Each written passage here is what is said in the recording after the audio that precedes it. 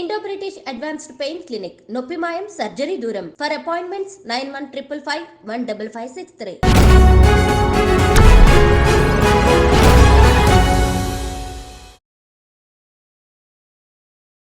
అందరికీ నమస్కారం and welcome to the point. ఇవాళ అందరూ దాదాపు సంగీత అభిమానులు దేశవ్యాప్తంగా అండ్ ప్రపంచవ్యాప్తంగా ఏఆర్ రెహమాన్ గారి అభిమానులు కొంచెం జంకుతూ చర్చించుకుంటున్న విషయం ఏంటంటే ఆయన వ్యక్తిగత జీవితంలో జరిగిన అతి పెద్ద కీలకమైన ఒక మలుపు, అనూహ్యమైన మలుపు ప్రపంచానికి కూడా.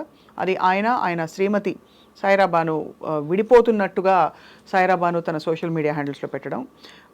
నిజానికి ఊహాగానాలు ఎన్ని రకాలుగా వస్తున్నా కూడా ఏఆర్ రెహమాన్ గారు అంటే ఎనలేని అభిమానం ఉండే సంగీత శ్రోతలు చాలామంది ఉన్నారు ప్రపంచవ్యాప్తంగా. సో ఇవాళ మనతో పాటు అందరికీ సుపరిచిత motivational speaker and also spiritual coach and lawyer by profession Ushasri గారు ఉన్నారు. వారితో మాట్లాడదాం. ఉషశ్రీ గారు నమస్కారం అండి. నమస్తే స్వప్న. ఈ వివాహ బంధాల గురించి నిజంగా అర్థం చేసుకోవడం చాలా కష్టం. ఎందుకంటే భార్యాభర్తల మధ్య ఏం జరిగిందో ఎవరికి చెప్పడం చాలా కష్టం. ఇక్కడ ఏఆర్ రెహమాన్ గారు ఆయన శ్రీమతి సాయిరా బాను విడిపోవడం అన్నది మీకు ఎలా అనిపిస్తుంది వినంగానే ఈ స్టేజ్లో? అంటే ఆయన ఇంత సాధించిన తర్వాత 58 సంవత్సరాలు ఆయనకి వయసు అని వినికిడి. సో ఇది నేను కొన్ని వీడియోలు చూస్తూ ఉన్నా, ట్రెండ్ అవుతున్నాయి లాస్ట్ వాట్ ఎవర్ వాళ్ళు పాపం రిలీజ్ చేసిన దగ్గర నుంచి.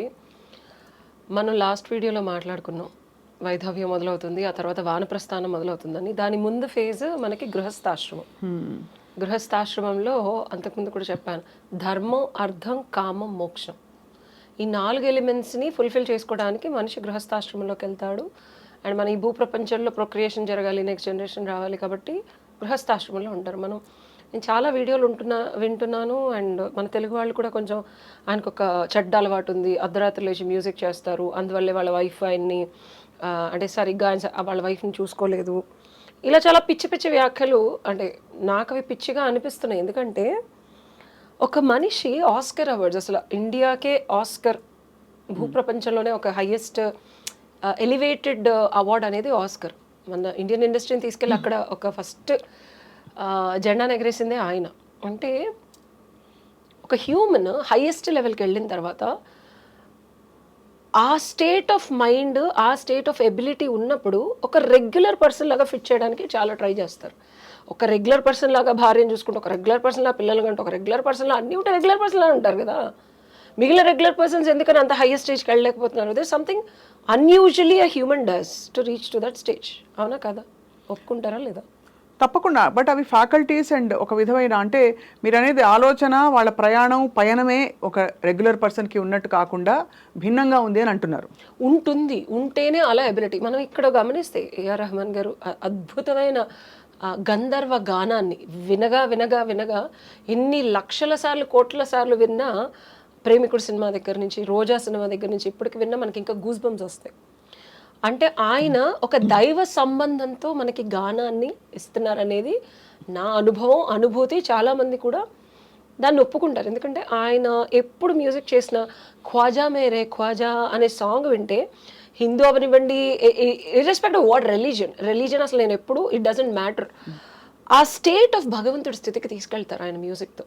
అండ్ ఆయన అసలు బేసిక్ తమిళియన్ నుంచి, హిందూ నుంచి ఒక ముస్లింలోకి మారి భగవంతుడికి దగ్గరగా ఉండటానికే మారారు ఆయన. మనం ఈ మాటని, లేకపోతే ఈ పాయింట్ ఆఫ్ వ్యూని మిస్ అవ్వకూడదు. రైట్. కానీ జరిగి చాలా ఏళ్ళు అయిపోయింది కదా. మారిన తర్వాత ఆవిడ ఒక నార్త్ ఇండియన్ని మ్యారేజ్ చేసుకున్నారు. And that to same religion. She also belongs to the same religion. ఇక్కడ మనం డివోర్స్కి కారణం చూసుకుంటే మానసికమైన ఇబ్బంది. మనం రెగ్యులర్ ఫ్యామిలీస్ ఎక్కడైనా సరే, డబ్బులు ఉన్న వాళ్ళు అవనివ్వండి, లేకపోతే మీడియాలోకి వచ్చే ప్రముఖులు అవనివ్వండి, రీసెంట్గా చాలా చూస్తున్నాం, వింటున్నాం. కొంతమంది వ్యాఖ్యలు చేస్తున్నారు, ఇదివరకు లేరు, 90s ముందు డివోర్సులు తీసుకోలేదు, ఎన్ని ప్రాబ్లమ్స్ వచ్చినా యూజువల్గా వీళ్ళకి మీడియాలో ఉన్న వాళ్ళకి కానీ, ఎంటర్టైన్మెంట్ ఇండస్ట్రీలో కానీ రకరకాల వ్యక్తులతో కలవాల్సి వస్తుంది, వాళ్ళతో ఉండాల్సి వస్తుంది, నైట్లో అవనివ్వండి, అవుట్డోర్ షూట్స్కి వెళ్ళినప్పుడు ఉండాల్సి వస్తుంది. ఈయన ఇలా ఉండటం వల్ల భార్యని ఇబ్బంది పెట్టారు, భార్యకు కావాల్సిన ఏం చేయలేకపోయారు. ఎంతసేపు ఇప్పుడు మనం ఏఆర్ రెహమాన్ గారిని చూస్తున్నాం, ఆయన లైఫ్ స్టైల్ ఎలా ఉందో మనకు తెలుసు.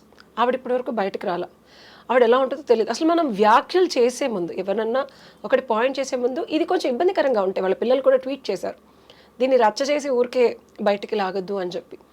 సో నా పాయింట్ ఆఫ్ వ్యూ ఏంటంటే స్వప్న, ఒక ఎక్స్ట్రా ఎబిలిటీస్ ఆయనకి ఫస్ట్ నుంచి ఉన్నాయి. అండ్ ఆ డివైన్ కనెక్షన్తోనే ఆయన ముందుకు వెళ్తున్నారు. ఆయన వర్క్లో కానీ పర్సిస్టెంట్గా the unity with the god is always seen. గృహస్థాశ్రమంలో మనకేంటంటే ధర్మం, అర్థవంతమైన ధర్మంతో కామాన్ని ఫుల్ఫిల్ చేసుకుంటూ ప్రొక్రియేట్ చేసి పిల్లల్ని, ఆయన ఆ పాత్లో ఉన్నారు. ఆ పాత్లో ఉన్న తర్వాత మనం లాస్ట్ వీడియోలో కూడా మాట్లాడుకున్నాం, 40 to 60 years, మనం 60కి షష్టి పూర్తి జరుగుతుంది. సో ఇప్పుడు 29 yearsకి ఇది బయటకు వచ్చి ఫైనల్ అయింది.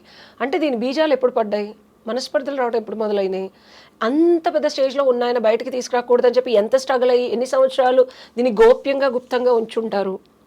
ఉంచిన తర్వాత కూడా ఎమోషనల్గా ఒక మనిషికి, మనం అంతకుముందు వీడియోలో కూడా ఒక అమ్మాయి 29 years తర్వాత డివోర్స్, 30 years తర్వాత 2 పిల్లలు ఉన్నారని చెప్పాను నేను లాస్ట్ టైం గుర్తు. ఒక సామాన్య వ్యక్తులు కూడా డబ్బు కాదు, డబ్బులు ఉన్నాయా లేదా కాదు, లేకపోతే పరపతి ఉందా, లేకపోతే కీర్తి ప్రతిష్టలు ఉన్నాయా, ఇవన్నీ కాదు. ఫిజికల్ రియాలిటీలోకి సంబంధించిన ఇవే మాట్లాడుతున్నాం వెల్త్ గురించి, కానీ మనిషికి emotional state is very important. So ఇక్కడెక్కడో ఎమోషనల్ స్టేట్లో ఇద్దరికి కుదురుకోకపోవడం అన్నది ఒక పరిణామం అంటారు అయితే మీరు? దీన్ని మనం ఇంత క్లుప్తంగా డిఫైన్ చేయలేం. ఎమోషనల్ స్టేట్ అనేది ఒకసారి అడ్జస్ట్ అవుతాం, 2 సార్లు అడ్జస్ట్ అవుతాం, 3 సార్లు అడ్జస్ట్ అవుతాం, 1,00,000 సార్లు అడ్జస్ట్ అవుతాం. ఇది మనకి గృహస్థాశ్రమంలో చాలా క్లియర్గా చెప్పారు. ధర్మం, లా అనేది మారుతూ ఉంటుంది, ల్యాండ్ ఆఫ్ లా.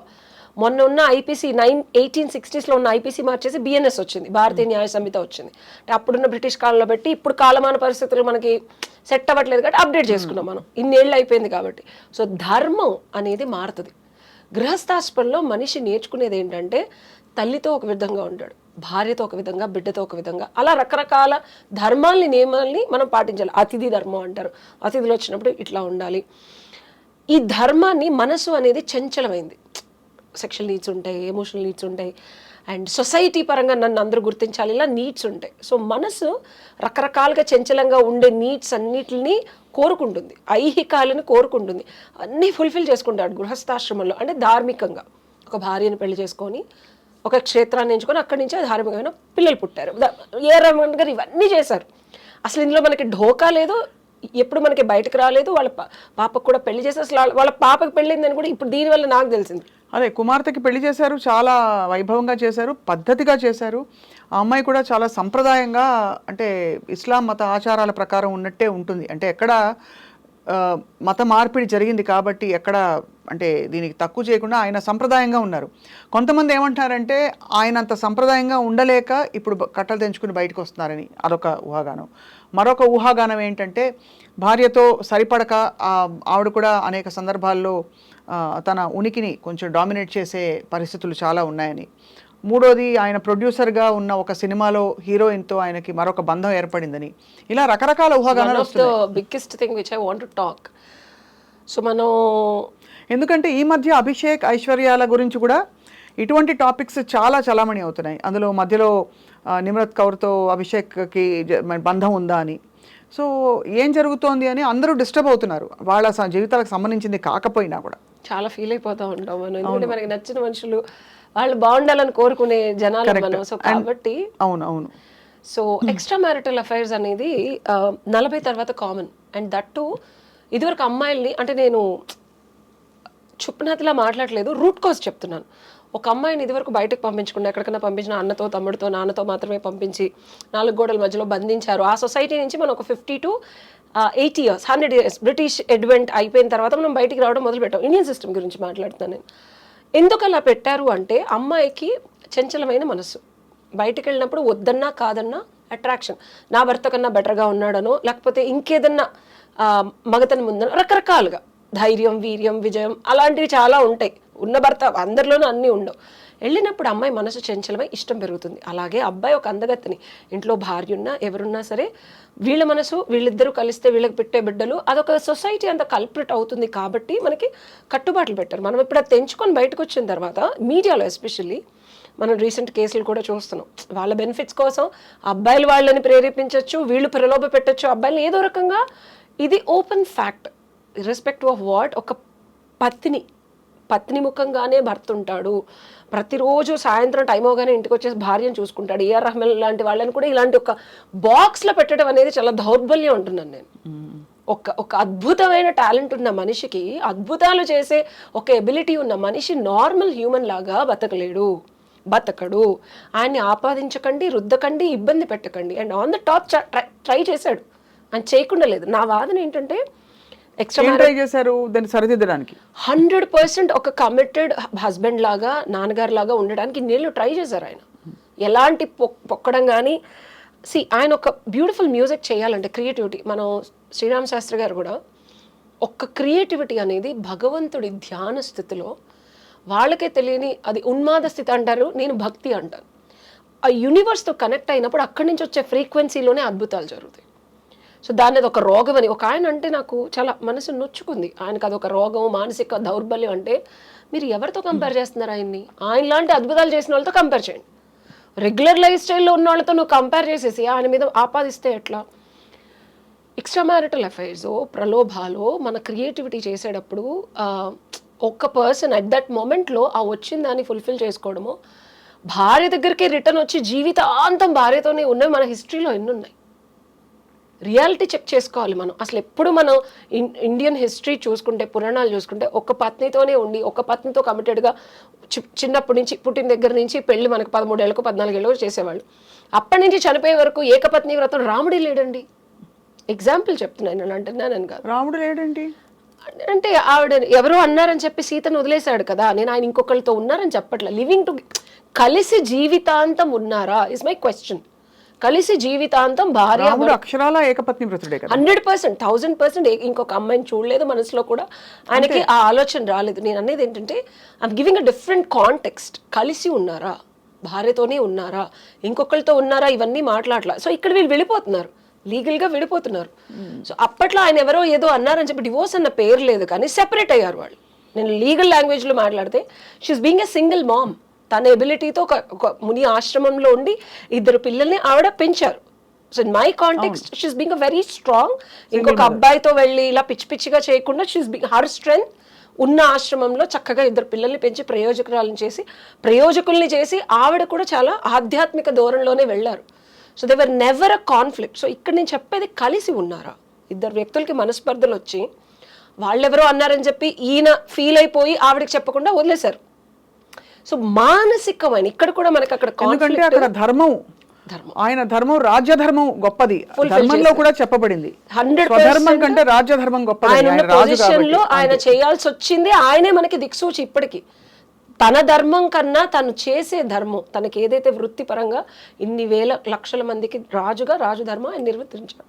సో ఇక్కడ నేను అనేది ఏఆర్ రెహమాన్ గారు భగవంతుడితో టూ మచ్ కనెక్ట్ అయి ఉన్నప్పుడు ఆ భగవంతుడి స్థితిని, ఐహిక బంధాలని ఫుల్ఫిల్ చేస్తూ వెళ్ళటానికి ప్రయత్నించి, ఈ ప్రయత్నంలో ఐహిక బంధాలు కాళ్ళకి బంధం అవ్వకూడదు భగవంతుడిని చేరుకోవడానికి. ఆయన ట్వీట్లో కూడా స్పెసిఫికల్లీ షేర్డ్, విరిగిపోయిన ముక్కలు అతుక్కోవు అండ్ భగవంతుడు అనే వర్డ్ వాడారు. అంటే ఆయన ట్వీట్ని ఒక్కసారి మీరు కోట్ అండ్ కోట్ అంటే అది నేను మక్కి చెప్పదలుచుకోలేదు. ఎందుకంటే మనకి భగవద్గీత కూడా అర్థం, వివిధార్థం, నానార్థం, నిగూఢార్థం ఉంటుంది. సరే మీరు మొత్తం అయితే అర్థమే చెప్పండి. అర్థం అంటే నేను అది చదివి, చాలా మంది కోట్ చెప్పేసి వీడియోలు చేశారు, నేను చూసాను. నేను చెప్పాలనుకుంది ఏంటంటే, అంటే ఆయన మానసికంగా ఆయన జర్నీని నేను ఎప్పుడు ప్రతిదీ చదువుతాను, ఎంజాయ్ చేస్తాను. ఆయన ఎప్పుడు భగవంతుడి స్థితికి వెళ్ళటానికి ఆయన సొంతగా కంపోజ్ చేసుకున్న ఖ్వాజా అనే పాట సరే సినిమాలో ఇచ్చారు. అంటే ఆయన జర్నీ మొత్తం నాకు కనిపించింది he's trying to connect with God. And మనం గృహస్థాశ్రమం కూడా ధర్మం, అర్థం, కామ, తర్వాత మోక్షానికి భార్య సపోర్ట్ చేయాలి. భగవంతుడిలో నిమిళీకృతం అవడానికి మనకు ఒక మార్గం సంసార మార్గం. అది లేనప్పుడు రియాలిటీ చెక్లో భగవంతుడి నుంచి కనుక ఎవరన్నా మన మనసుని అతలాకుతలం చేసేసి, పీకేసి, నొక్కేసి, రాచేసి, విసిగి వేస్తుంది అనుకోండి. సో ఆయన అన్నది ముక్కలుగా అయిపోయినాయి, అతుక్కోలేవు అని చెప్పి. సో ఒక మనిషి మనకు పక్కన ఉంటే, అంతకుముందు కూడా చెప్పా, హాయిగా ఉండాలి. ఆ ఎనర్జీ వల్ల మనం పాజిటివ్గా మనమే కొత్తగా పరిచయం అవుతూ మన ఫ్రీక్వెన్సీని పెంచుకొని భగవంతుడికి డీవియేట్ చేసుకోవాలి. ఎందుకంటే 60 తర్వాత వచ్చేది మనం లాస్ట్ టైం మాట్లాడుకున్నాం, అంటే ఆధ్యాత్మికత అనేది నెక్స్ట్ లెవెల్లోకి వెళ్ళిపోతుంది. అంటే ఆ మనిషి ప్రెజెన్స్ అది చేయకపోతే ఒక పాయింట్ తర్వాత తప్పకుండా అది ప్రశ్నించుకోవాల్సిన ఒక బంధం అంటారు. ఈయనకి డబ్బులు వచ్చేసాయి, పేరు వచ్చేసింది. మనం ఈయన జర్నీలో గమనిస్తే ఒక మనిషికి కావాల్సినవన్నీ ఆయన అచీవ్ చేస్తాడు. డబ్బులు వచ్చాయి, పేరు వచ్చింది, పరపతి వచ్చింది, ఎంతమంది కావాలంటే అంతమంది. ఇందాక నేను చెప్పాను, ధర్మం అనేది మారుతుంది, సత్యం మారదు. ధర్మం రకరకాలుగా మారి రకరకాల అనుభూతులు వచ్చేసి ఈయనకి విసిగి వేసారి ఒక స్టేజ్కి వెళ్ళిపోయారు. ఎలా అయితే బుద్ధుడు అన్నీ కావాల్సినవి అన్నీ ఎక్స్పీరియన్స్ అయిపోయి ఇవన్నీ నాకు వద్దురా, ఐహికాలు ఇంకా నాకు వద్దు అని ఒక నైట్ లేచి భార్య పిల్లను వదిలేసి ఎలా అయితే అంటే భగవంతుడితో ఉండే కనెక్షన్ ఎప్పుడైతే స్ట్రెంగ్త్ అవుతూ ఉంటుందో స్వప్న గారు, సో మనకి ఈ ధర్మం అప్పు డౌన్ అంటే మనకి మనసు అట్లా చంచల స్థితి మాని సత్యం వైపుకి వెళుతుంది. The moment Satyam is always నిత్యం, సత్యం కెన్ నెవర్ బి చేంజ్డ్. మనం ఉన్నా లేకపోయినా మన మనసు ఎలా మారినా, ధర్మం ఎలా మారినా, ల్యాండ్లో ఎలా మారినా, 1,00,000 కోట్ల మంది ఇంటర్నేషనల్ రేంజ్లో కూడా దీని గురించి ప్రశ్నార్థకంగా డిబేట్లు పెడతారని తెలిసి కూడా ఆయన ఈ స్టెప్ తీసుకోగలిగారు. తీసుకొని రియాలిటీలోకి అందరికీ చెప్పగలిగారు. అంటే సత్యాన్వేషణలో, భగవంతుణ్ణి చేరుకునే మార్గంలో దిక్సూచి ఏదైతే ఆయనకు కనిపించిందో దాన్ని ఫుల్ఫిల్ చేద్దాం అనుకుంటున్నారని నా విశ్లేషణ. ఆ పాయింట్ ఆఫ్ వ్యూ నుంచే వారి ఇప్పుడు కొత్త ప్రయాణాల్ని ఎవరు అంటే దాని కారణాలు ఊహించుకోకుండా అర్థం చేసుకుని ఒక నిజంగానే అభిమానం అని చాటుకుంటాం కదా, ఆ అభిమానాన్ని ఇలా చాటుకోవాలని చెప్తున్నారు మీరు. భగవంతుడి సాధనలో, భగవంతుడిలో ఐక్యం అవ్వటానికి ఒక మనిషి ప్రయత్నాన్ని కొన్ని లక్షల మంది ధిక్కారం ఉంటుంది. జీసస్ క్రైస్ట్ని కూడా వాళ్ళు అప్పట్లో వేసేశారు. ఒక నార్మల్ హ్యూమన్ బీయింగ్తో కంపేర్ చేయొద్దని చెప్తున్నా నేను. మరి అభిషేక్ బచ్చన్ గారు, ఐశ్వర్య వీళ్ళ జీవిత పరిస్థితుల గురించి కూడా విపరీతంగా చర్చలు జరిగాయి.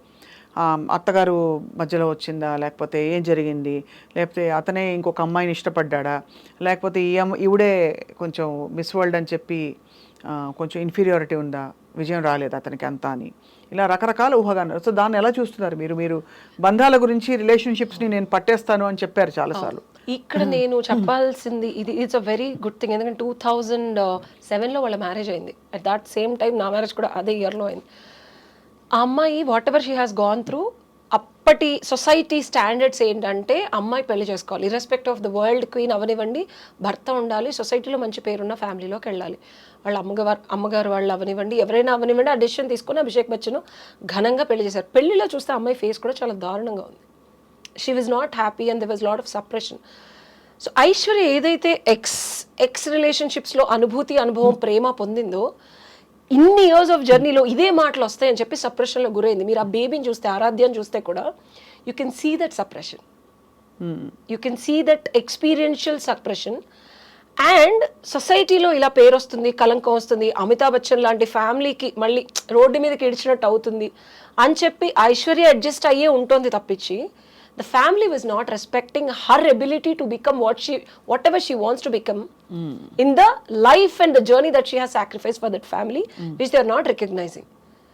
ఒక కోడలు ఇంటికి అడుగు పెట్టే వేళ విశేషం అంటారు. ఆ ఫ్యామిలీకి ఆ అమ్మాయి జాతకం వల్ల కానీ, ఆ ఇద్దరు వల్ల కలిగే పుత్రికల వల్ల కానీ ఆ ఫ్యామిలీకి ఇది శుభం జరుగుతుంది అనేది ఇది కామన్ థింగ్. ఇది మనకి శాస్త్రాల్లో రాసుంది.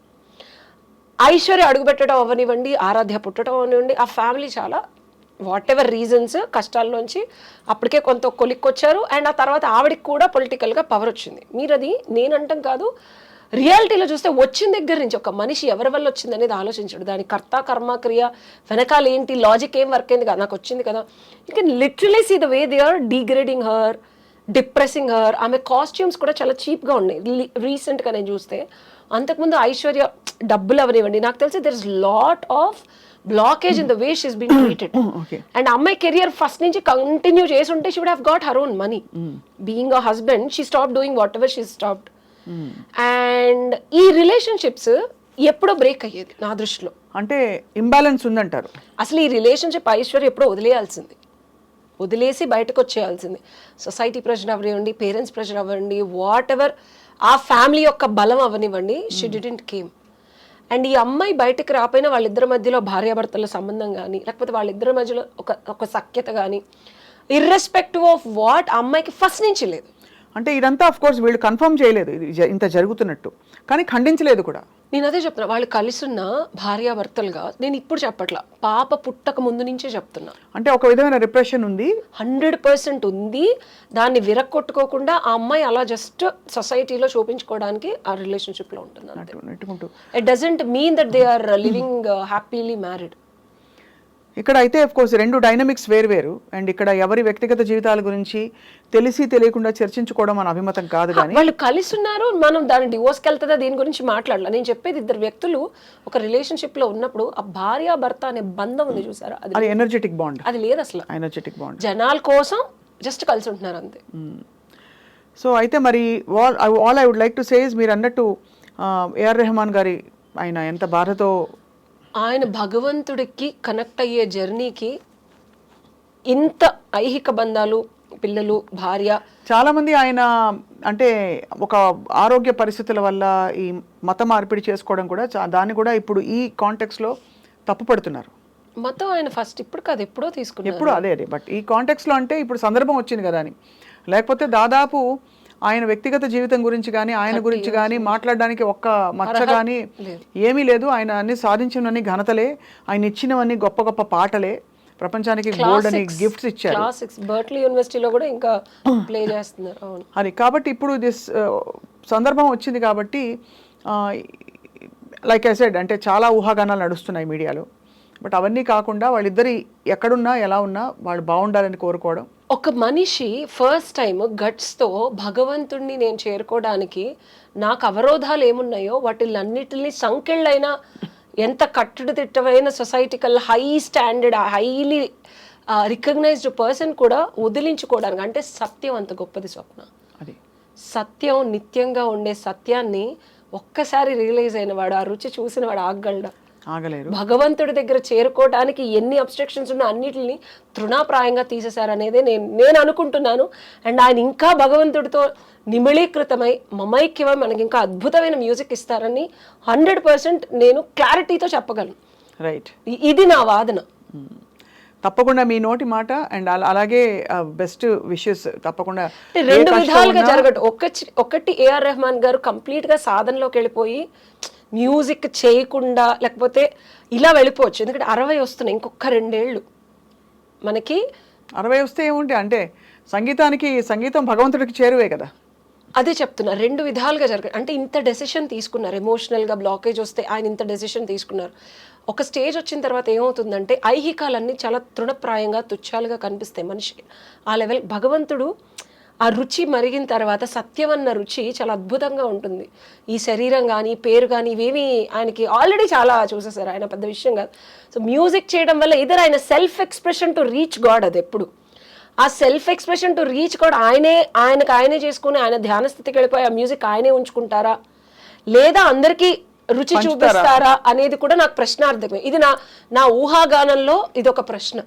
ఖచ్చితంగా ఆయన ఎలా ఉన్నా ఇచ్చిన అంటే అద్భుతమైన సంగీతాన్ని మనం ఆస్వాదించాలి. అలాగే ఆయన జీవితంలో ఏది జరిగినా సాయిరాబాను గారికి ఆయనకు కూడా ఎక్కడున్నా బాగుండాలి, ఎక్కడున్నా ఎలా ఉన్నా బాగుండాలి, సంతోషంగా ఆనందంగా ఉండాలి అనే తప్ప మనం ఏమి అంతకంటే ఏముండదు ఉషశ్రీ గారు. But this is a perspective definitely. అంటే ఆన్ వై ఒక స్టేజ్ దాటాక ఇంత సాధించాక ఏదో ఎవరి జీవితాలు వాళ్ళు బతుకుతూ ఒకే గృహంలో కూడా ఉండొచ్చు, ఎవరి just for the sake of society అలా ఉన్నారు కదా, చాలా మంది ఉంటారు. అంటే ఏముందిలే ఇంత దూరం వచ్చాం కదా, ఇంకొన్నేళ్ళు నా లైఫ్ నేను బతుకుతాను, నువ్వు లైఫ్ నువ్వు బతుకోని అనుకోవడం కూడా తప్పులేదు. అలా ఈజీ షార్ట్ కట్. అలాంటిది ధైర్యంగా బయటకు వచ్చి డిక్లేర్ చేసి చెప్పి మరి స్టెప్ తీసుకున్నారంటే ధర్మం కన్నా సత్యం రుచి చాలా గొప్పది.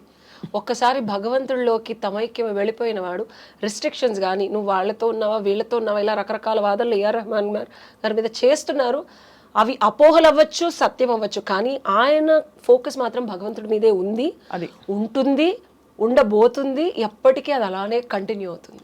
ఉషశ్రీ గారు, thank you so much as always for the అంటే beautiful explanation. Thank you so much. Thank you.